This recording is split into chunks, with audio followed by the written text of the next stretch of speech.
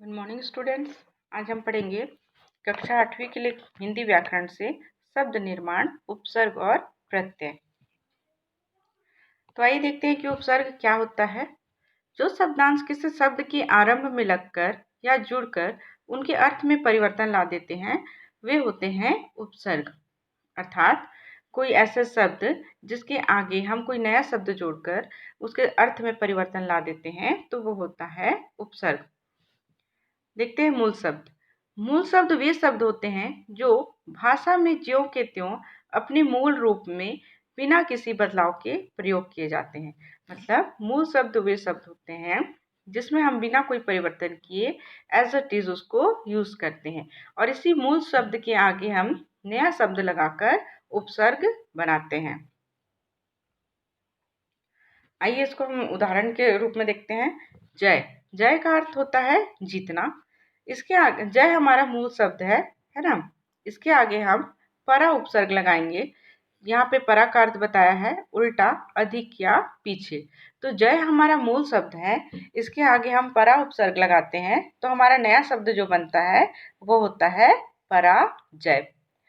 और देखते हैं यहाँ पे धीन, इसके आगे हमने परा लगाया तो हो गया पराधीन। क्रम के आगे हमने परा उपसर्ग लगाया तो हो गया पराक्रम। काष्ठा के आगे हमने परा उपसर्ग लगाया तो हो गया पराकाष्ठा। आइए देखते हैं उपसर्ग के कितने रूप हैं।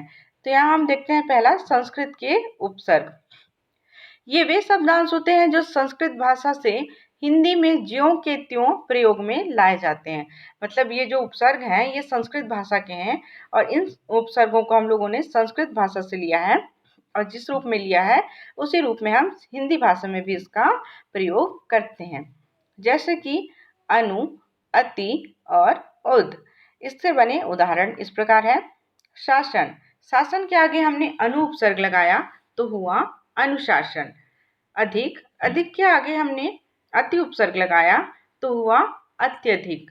दंड, दंड के आगे हमने उत लगाया तो होगा उद्दंड। तो ये जो उपसर्ग हैं ये संस्कृत भाषा से लिए गए उपसर्ग हैं। मतलब हमने संस्कृत भाषा से भी उपसर्ग लिए हैं। सेकंड है हिंदी के उपसर्ग। ये वे उपसर्ग होते हैं, वे शब्दांश होते हैं जो मूलतः संस्कृत के होते हैं परंतु हिंदी में रूप परिवर्तन के साथ प्रयोग किए जाते हैं। इसमें थोड़े से चेंजेस होते हैं, थोड़े से बदलाव होते हैं और हिंदी में प्रयोग किए जाते हैं। जैसे चो, नी, अब आदि। जैसे कि पाया, पाया के आगे हमने चो उपसर्ग लगाया तो हो गया चौपाया। हत्था, हत्था के आगे हमने नी उपसर्ग लगाया तो हो गया निहत्था। अगला देखते हैं उर्दू उपसर्ग। ये वे शब्दांश होते हैं जो उर्दू फारसी भाषा से हिंदी में प्रयोग किए जाते हैं। मतलब ये उर्दू और फारसी भाषा से लिए गए कुछ उपसर्ग हैं, कुछ शब्दांश हैं जिनका प्रयोग हम हिंदी में भी करते हैं। जैसे कम, खुश, बद आदि। तो इनसे बने हुए उदाहरण हम देखते हैं। जैसे कि हमारा मूल शब्द है जोर, इसके आगे हमने उर्दू का उपसर्ग लगाया कम तो हुआ कम जोर। दूसरा उदाहरण है किस्मत, किस्मत के आगे हमने उर्दू का उपसर्ग लगाया खुश तो हुआ खुश किस्मत। फिर है नसीब, नसीब के आगे हमने लगाया बद तो हुआ बद नसीब। तो ये कुछ शब्दांश हैं जो उर्दू भाषा से लिए गए हैं। अगला देखते हैं संस्कृत अव्यय उपसर्ग के रूप में।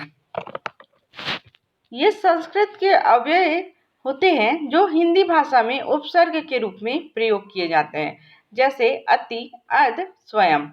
तो हम देखते हैं कि हमारा मूल शब्द है करण, करण के आगे हमने अति लगाया तो अंतः लगाया तो हुआ अंतःकरण।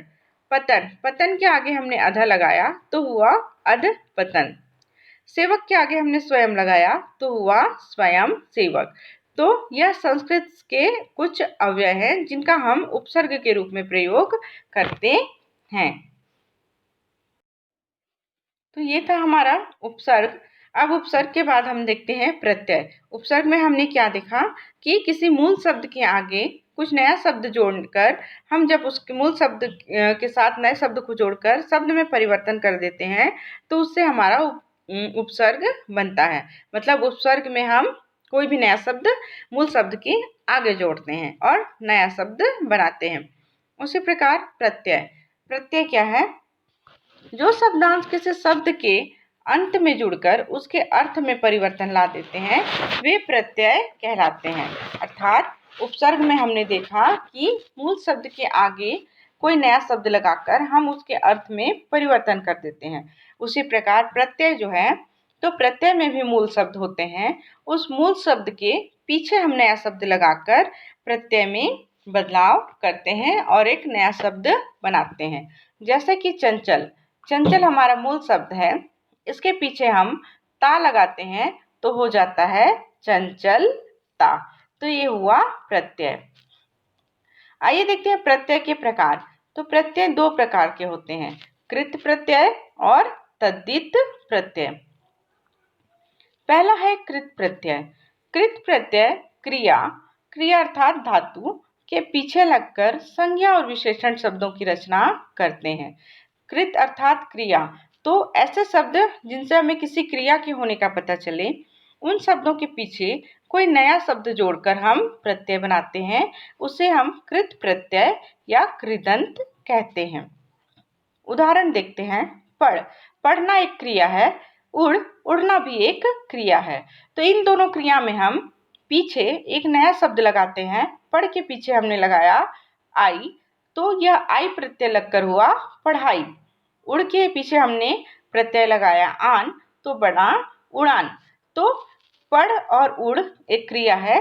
क्रिया के पीछे हम कोई नया शब्द लगाते हैं तो उससे बने शब्द को हम लोग कृदंत कृत प्रत्यय कहते हैं।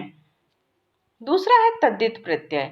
वे प्रत्यय जो संज्ञा, सर्वनाम, विशेषण आदि शब्दों के पीछे लगकर नए शब्दों की रचना करते हैं, वह तद्धित प्रत्यय कहलाते हैं। कहने का अर्थ है कि हम किसी संज्ञा शब्द, किसी सर्वनाम और किसी विशेषण शब्द के पीछे प्रत्यय लगाकर एक नया शब्द बनाते हैं, उसे हम तद्धित प्रत्यय कहते हैं।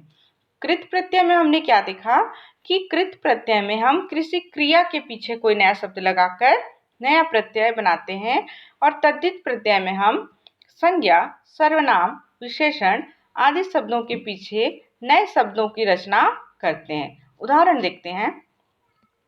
जैसे लड़का यहाँ क्या है? लड़का यहाँ संज्ञा है। तो अब हम लड़का के पीछे प्रत्यय लगाते हैं, लड़का शब्द के पीछे प्रत्यय लगाते हैं। लड़का धनपन बराबर लड़कपन। तो इससे क्या बना? लड़का क्या है? संज्ञा। तो हम तद्धित प्रत्यय में हमने क्या सीखा है कि संज्ञा, सर्वनाम और विशेषण शब्द के पीछे प्रत्यय लगाकर हम नया शब्द की रचना करते हैं। तो लड़का यहाँ क्या है? संज्ञा। तो आप समझ गए होंगे कि तद्धित प्रत्यय क्या है।